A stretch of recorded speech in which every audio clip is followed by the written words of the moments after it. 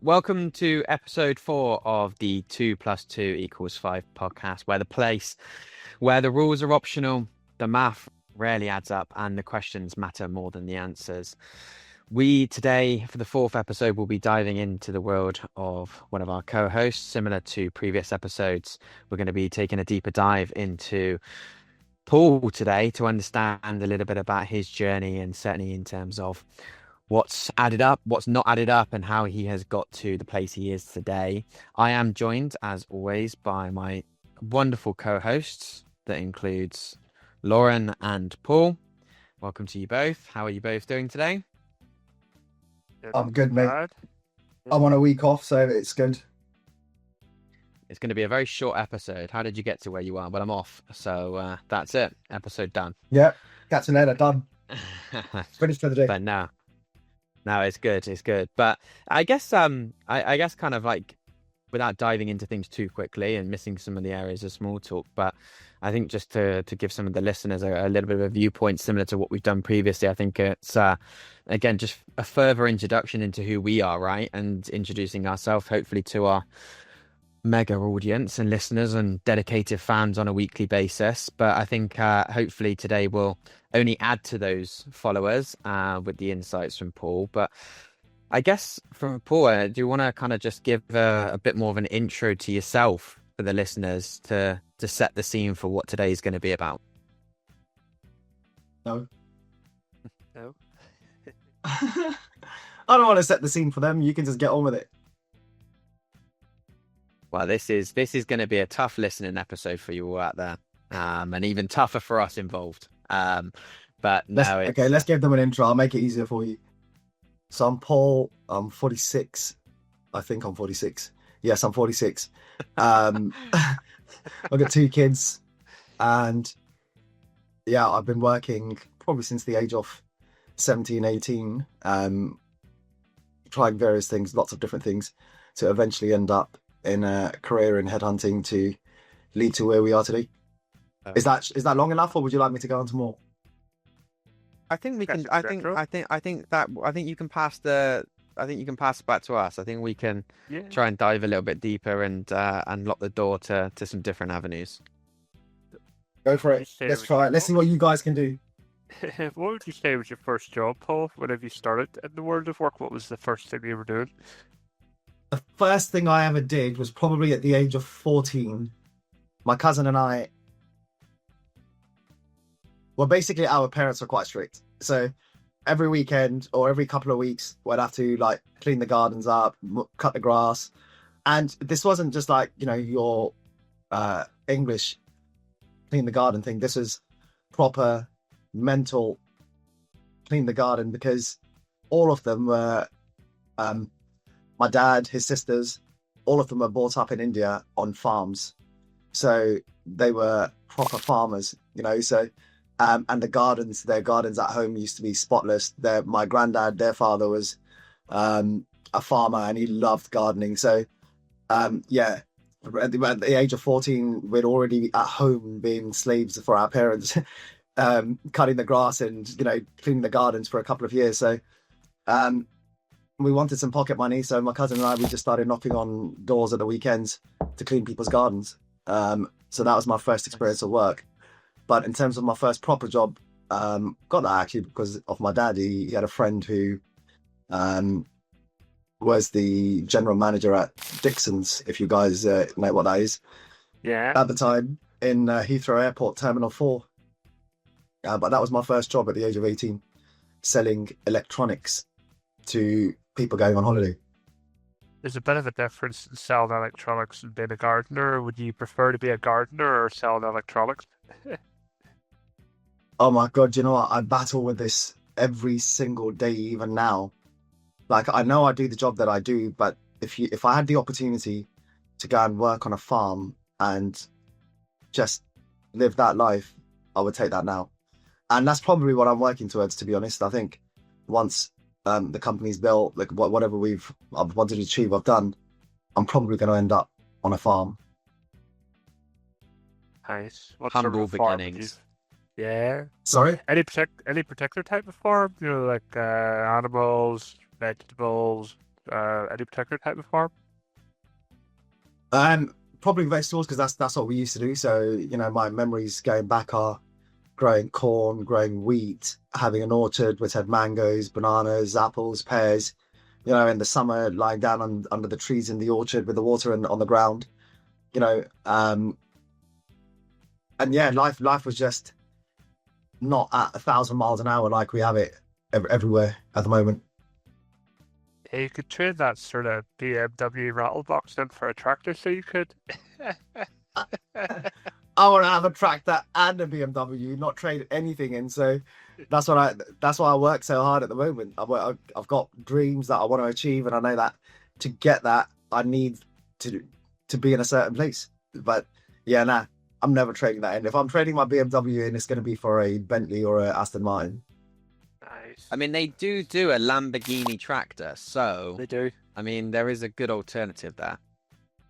Yeah, I think I still got about a decade's worth of hard work to do before I can get to that sort of level. Yeah.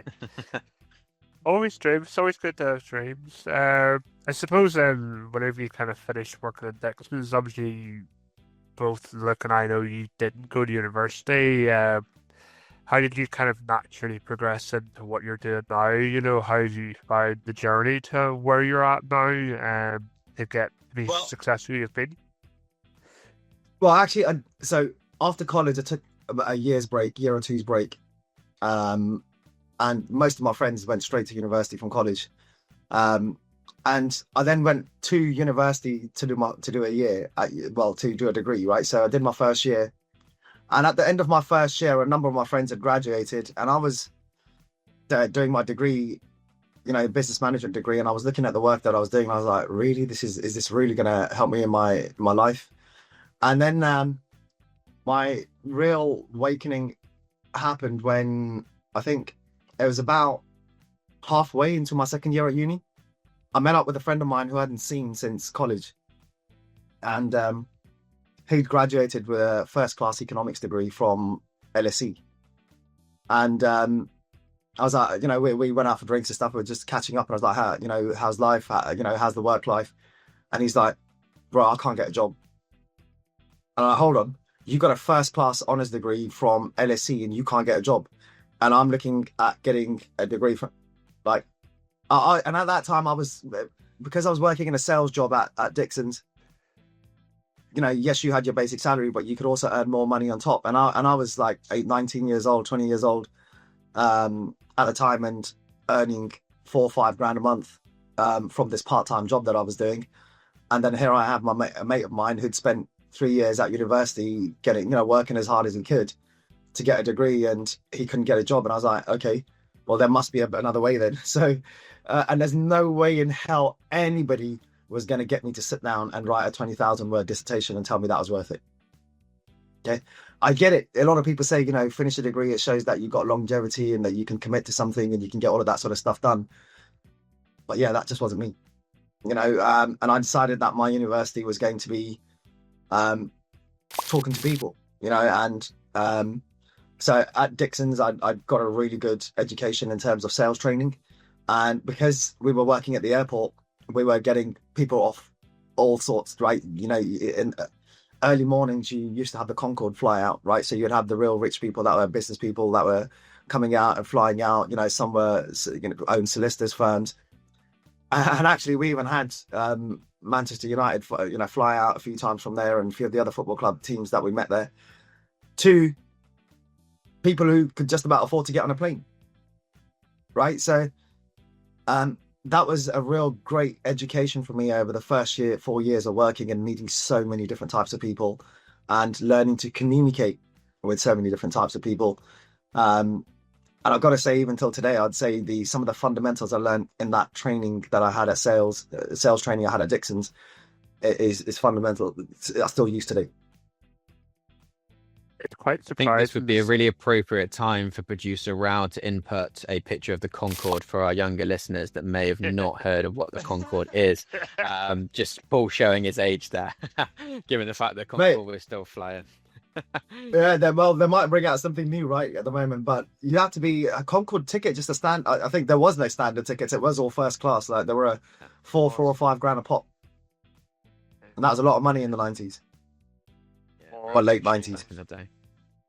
Yeah, it's crazy.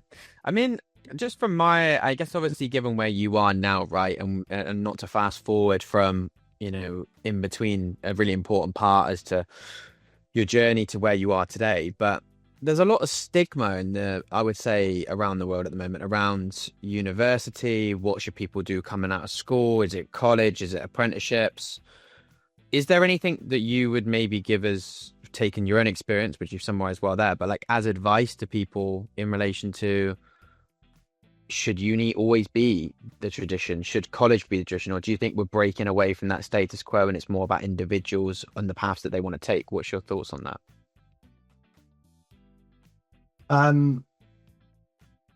I battle with this question quite often because, I already think about if my sons wanted to go to university, would I just let them? Would I try to stop them? What advice would I give them if they asked me, should we go to university?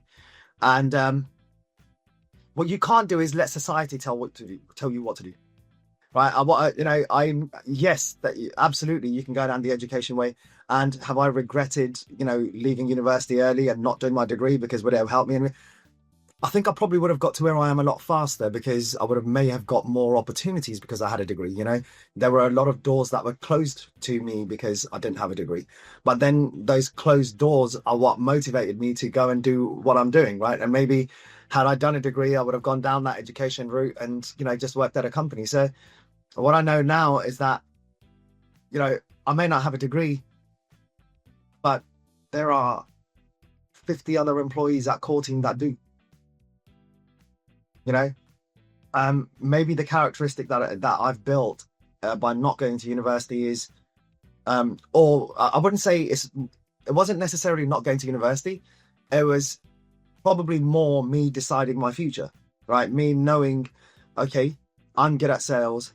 I'm going to focus on that skill. I'd found a skill that I was good at, and I was happy doing, and I was happy developing, and I just, I thought, okay, you go to university to develop a skill, right? Yeah. So I just felt that I learned more by talking to people than by looking at a book. And I think that's what is a big determining factor of going to university is, are you an academic that can read books and listen to lectures and learn, or are you the sort of person that needs to get physically hands-on to learn? And I'm the sort of person that needs to get physically hands-on to absorb quicker. Otherwise, I get bored. It's I can learn from a book, but my attention span is that of a goldfish. So it's just not, not happening. Yeah, that's what I would say. If you're looking to, decide whether you want to go to university or not, I think you've got to have a look at, are you going to university to get a degree in David Beckham? Like, what's the point? Point there's another thing with apprentices that are starting to come out now, where there's apprenticeships where you can actually still get a qualification out of it whilst getting real-time experience as well. And those are becoming like the alternatives to actually going and having a full degree experience. What's your thoughts on apprenticeships, Paul? I think they're good, but you got to take hold of your own future, right? Create your own freaking apprenticeship. I wanted to be great at sales, so I just spoke to loads of great salespeople, right? I wanted to learn how to build a business, so I spoke to loads of people that have got businesses and asked them, how did you build it? What made you start? Why did you start it? How did you start it? I spoke to, what are the type of people you need in a business to get it started? Oh, you need accountants, you need solicitors. Great. All right. Guess what my next phone call was? Accountant. Dad, to my friends and family, guys, have you got accountants that I can talk to? Yep. Yeah, I'll call this guy. Started speaking to accountants. Like, okay, if I wanted to set up a company, how much does it cost? What's the process? What's this? What do I need to do? Do I need background? What, just ask the right questions. And so in a way, I created my own apprenticeship of having a look at, but it was having a clear vision of, I want to do something that makes an impact around the whole world, and touches hundreds of thousands of people.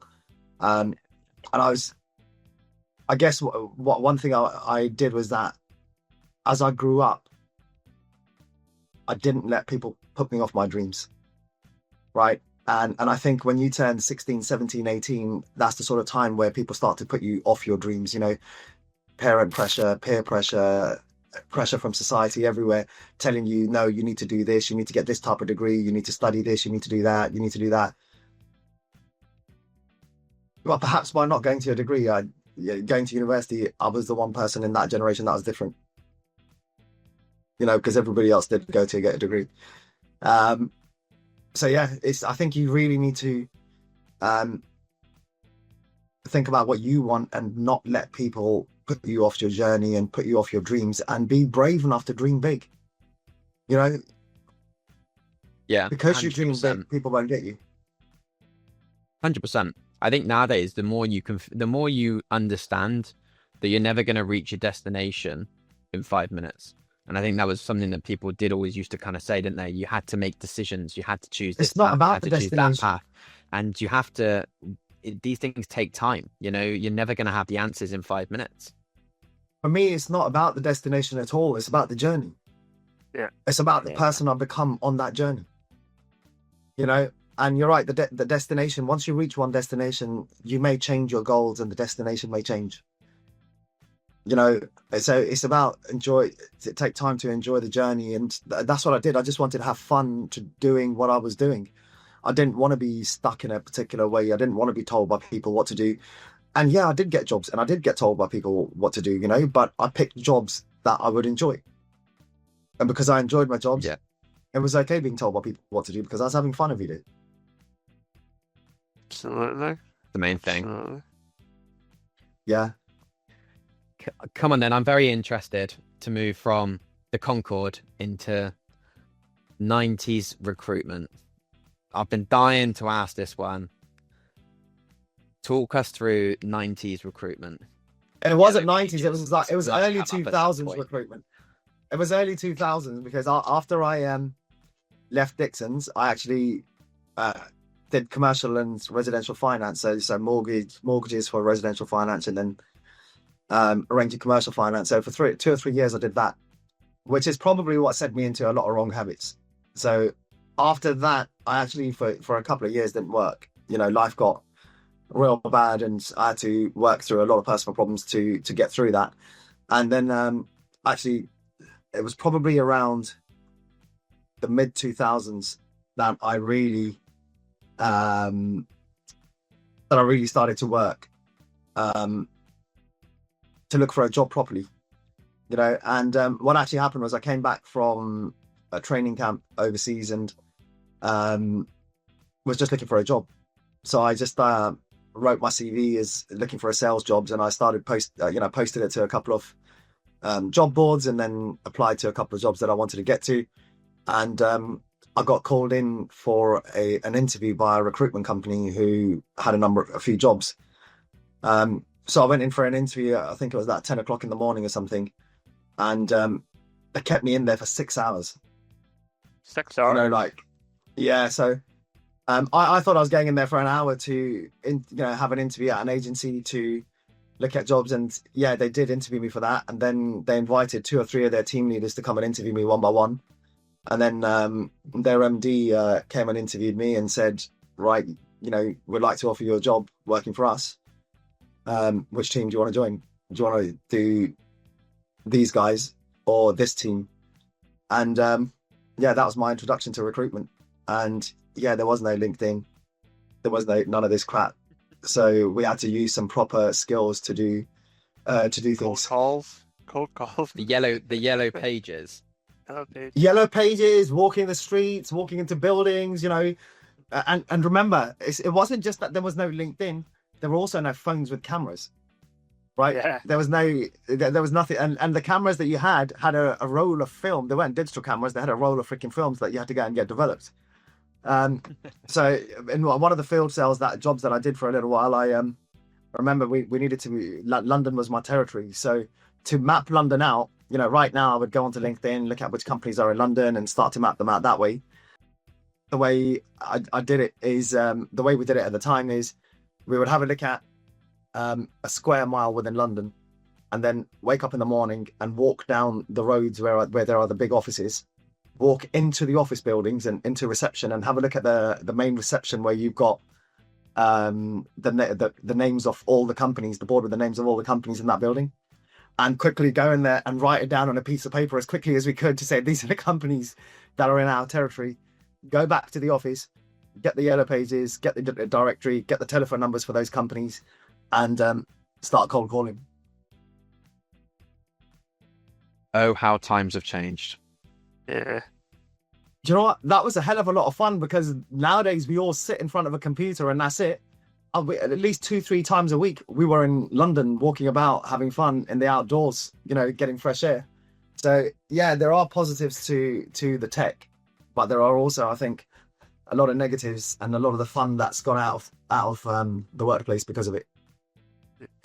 Why do you think it's important to remove the tech element from recruitment on some occasions? Because obviously having face-to-face time is important with people, or just actually talking to them in real life. But why do you think that's more important than maybe the tech?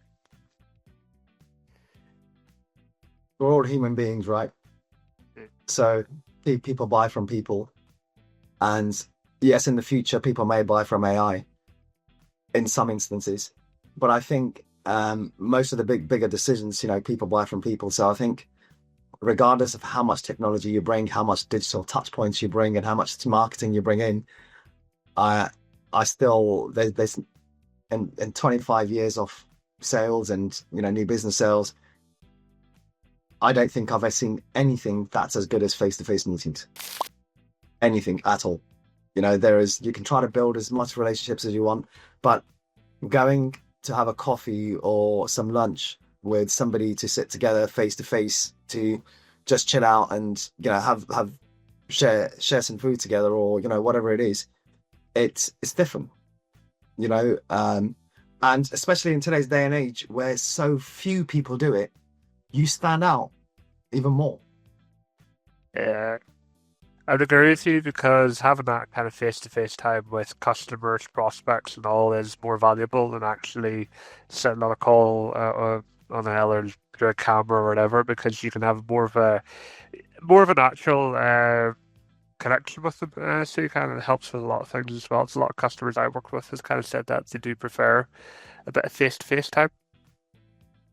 I think I got lucky with that. In that, when I got my first sales job at Target Partners, recruitment job, it was about month 4, and it was about my 3rd or 4th meeting I was going to, and I went to meet this guy. We met at 12:30, and I was with him till 6 o'clock, right? 6 or 7 o'clock, and we went into his office. He goes, "Come on, let's go down to the cafe or to the bar and sit down and have a chat."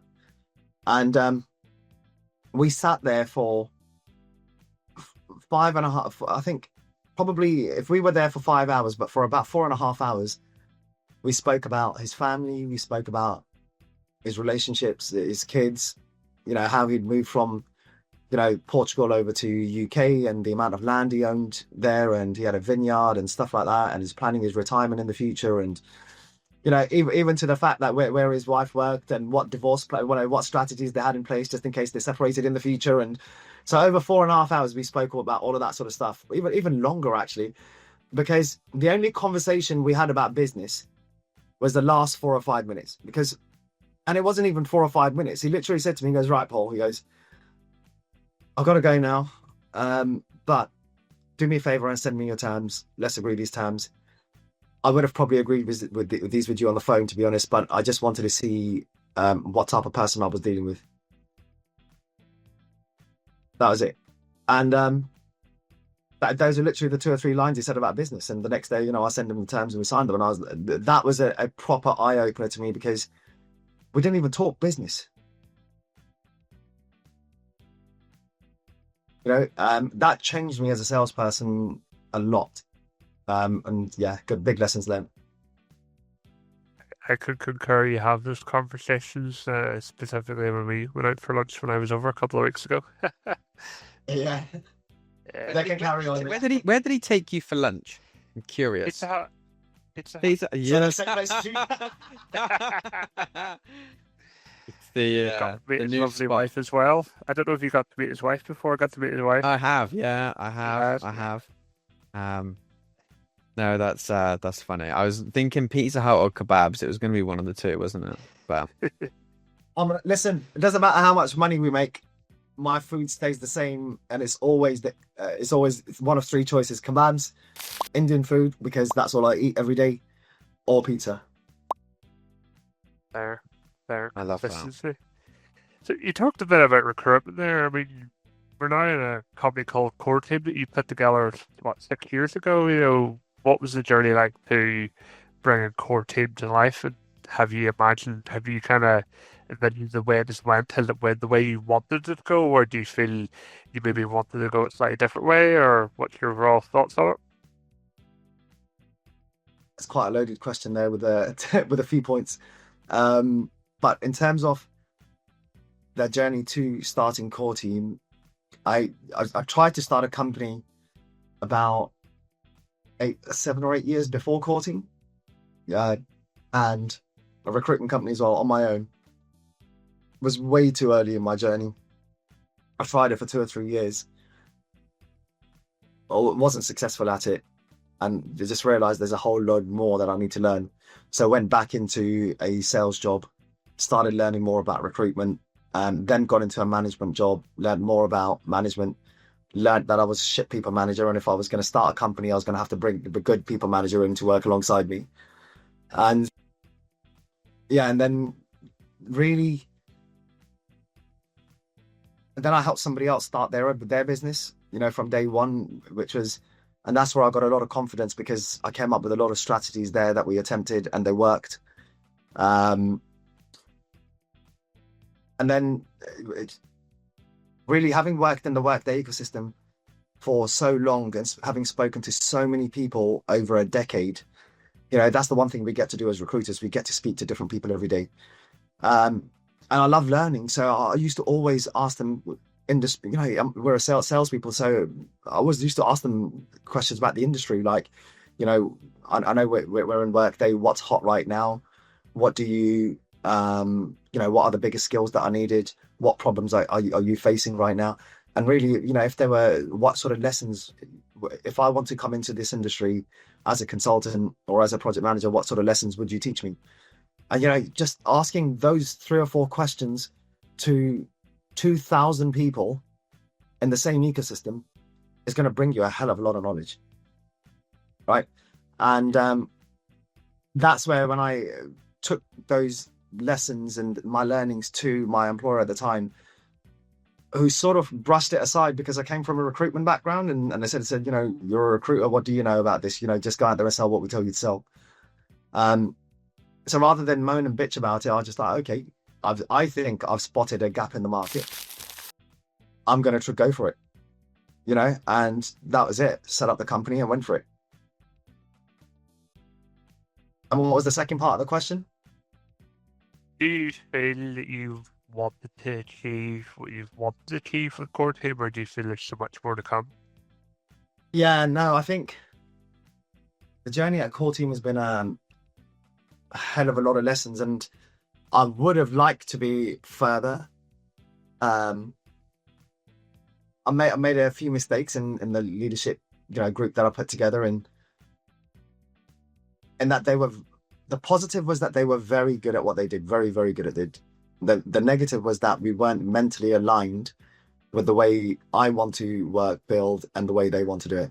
And I think that was a big realization for me, that if I want to really get to where I want to take this company, then I've got to stop messing around and take a grip and take control, put the right team in place, but also be the person that drives it and bring the right sort of personalities in, and I think this year is going to be a big proof of that, because we're going to, to if we put up the numbers that we think we're going to put up this year, it would be proof that the decisions, my decisions that I've made, and I guess more than the decisions that I've made is that the type of mentality that I want to bring to the workplace, it works. Yeah. That hunger, that thing of not saying it's never enough, but it's, and I think Luke, we went through this in sales a little bit, just being proud at the end of the day, at the end of every day at 6 p.m. When you close your computer, are you proud of what you've done that day? Right? And is that a little bit better than yesterday? Okay. If we have that mentality every single day, over a year, you can achieve huge things. And I think the business model we've put together is now starting to come into play, is starting to shine. We've got now 2 sales teams that are working together. They want to work for each other rather than compete against each other. Of course, there's still competition, but it's healthy competition. It's competition that's driving us. It's competition that's benefiting everybody in the business rather than, just one team or a few people. So to answer your question, we could have been further, but in no way in hell am I going to complain to where we've got to. I'm ever so grateful and thankful to God to give me these opportunities to be where we are.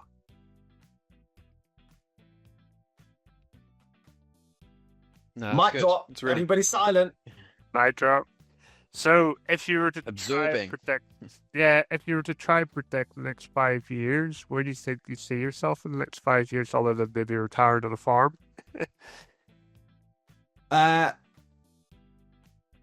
If it was the very last month of the 5 years, then maybe, but probably not any earlier than that. We're gonna really go for it over the next 5 years. We're going to build a great company. You need to bring in great talent. You need to have world-class talent, and I've got some irons in the fire that if over the next 2-3 months we pull those off, which I think we will, in terms of bringing talent in, I think we're going to shock a few people about what we achieve over the next 5 years. I want to grow, and I know this is pushing it, but I want to grow the company tenfold from where it is in terms of revenue and valuation of where we are. And I think, we've built a real solid foundation now, not in just terms of the company, but in terms of the people we have, the management team we have, the succession planning we're putting in place. I think all of that is coming together, and the next 5 years, I want people to turn around and say, where the hell did these guys come from?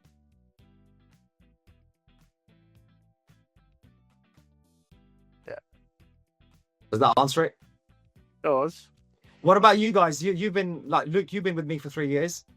How have you, does that match up to anything that you've experienced? I think so, right? I think it's been,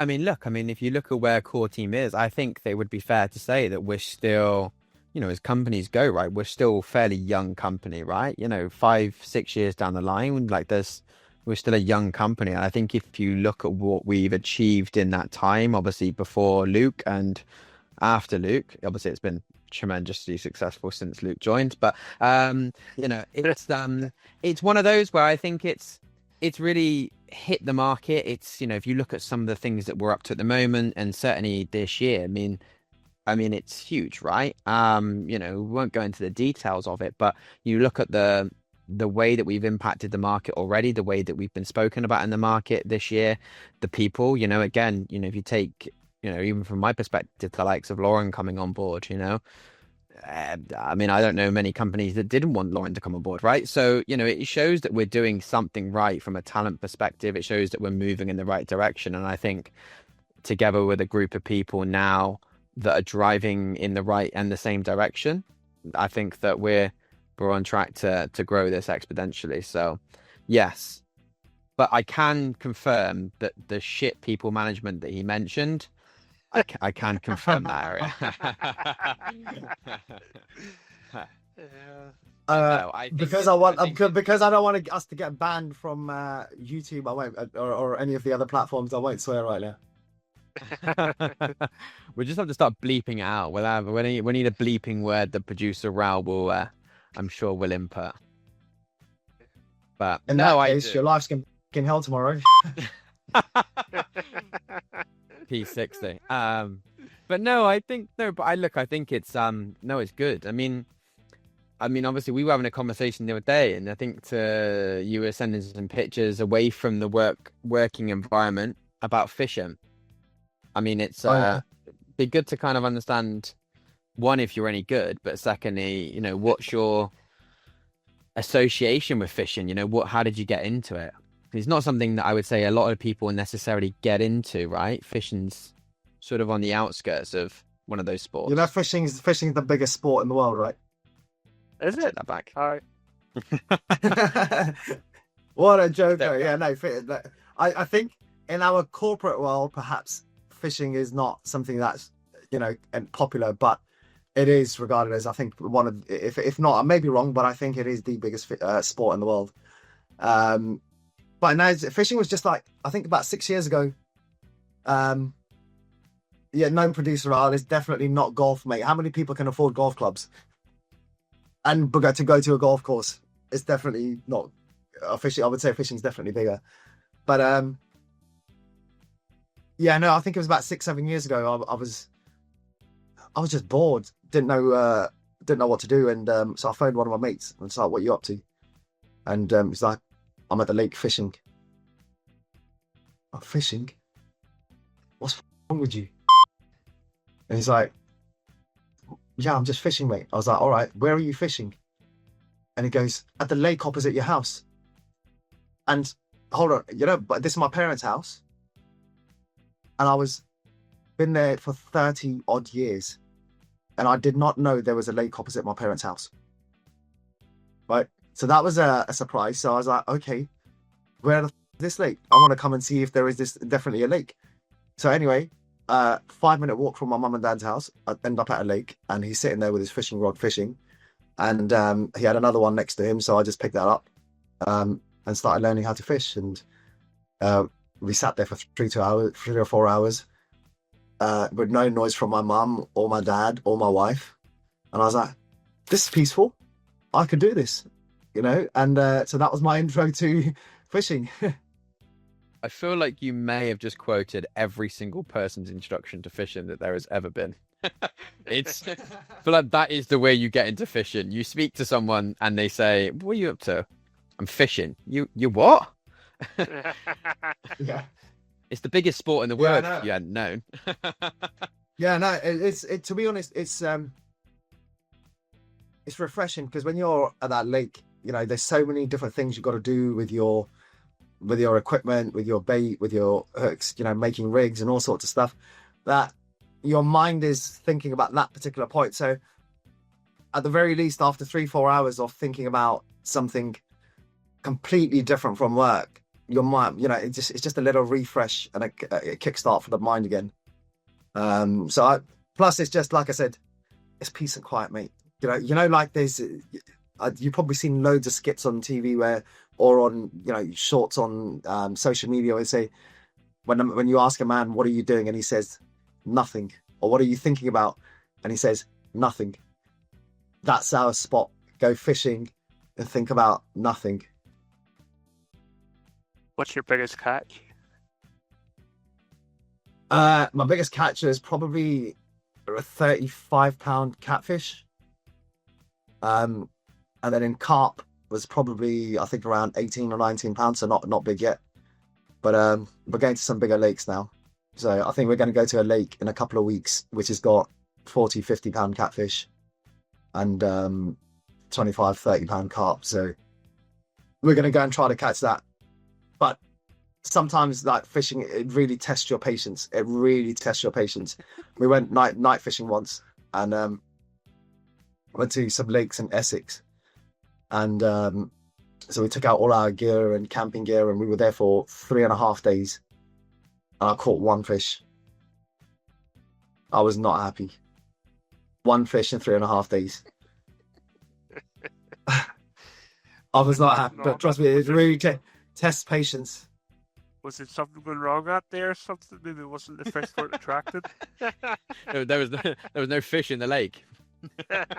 No, they were definitely fish in the lake because other people were catching.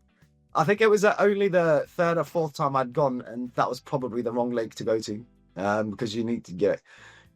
Yeah, yeah. I guess there's different lakes will have different types of fish in there, different size of fish in there, different amount of fish in there, and so some will be lakes are, you throw your rod in and every 5 minutes you catch something. Those are probably for where I should have been at the time in terms of a beginner lake, rather than somewhere where you need to learn how to put the food out for the fish and be creating an environment for them, really hunt them down to get it done. And I just didn't know at the time, and my mate was laughing at me because he was catching fish every few hours. He was just like, yeah, here you go, I've got another one. It's like, yeah, fuck you. He didn't like me because I was driving and I left him there.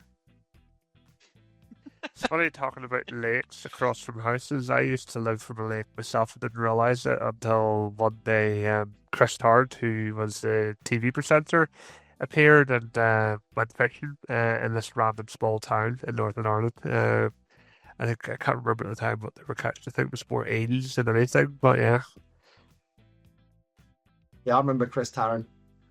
But yeah, hopefully the farm I buy in the future will have a lake on it. Yeah, he was the original host of it. He was the original host. Yeah, he was the original host for it. So he was, and he used to spend a lot of his time in a wee town called Balaki fishing on his holidays, of all places. There you go. Yeah, that's your claim to fame, Lauren. I think that's a little bit of a background and intro to me. But I know there's loads more and loads of different things I want to tell you guys. But I know that we're going to have to produce a lot soon. Go for it. One last thing. So you've obviously 2 kids. What piece of advice would you tell young people coming up today that maybe is trying to think what I want to do in the future? What's one piece of advice you would tell them? Doesn't matter what you pick to do, just work hard. Work hard at it. Put your mind at it. If you got a choice, one of 2 choices in life. You can chill out and have fun and go traveling and do all that stuff between the ages of 20 and 30, and then work from the ages of 30 to 60, right, or until you retire. Or you can work hard between the ages of 20 and 30, and then you can have fun between the ages of 30 until you retire. So whatever you pick, make sure you enjoy it, because unless you enjoy it, you're not going to be able to work hard at it and give it 100%, right? Don't let there be a doubt. If there's only one thing that's in your control, is that you can be the hardest worker in the room, right? Don't let anybody in the room work harder than you. 100%. That's good advice. Back to you, Luke. I thought you were going to say get into recruitment, just as a short and sweet answer. But, Or sales. Get into recruitment or sales. Or fishing. Or fishing. Been the other one. Yeah, or fishing. Fishing to relax. 100%.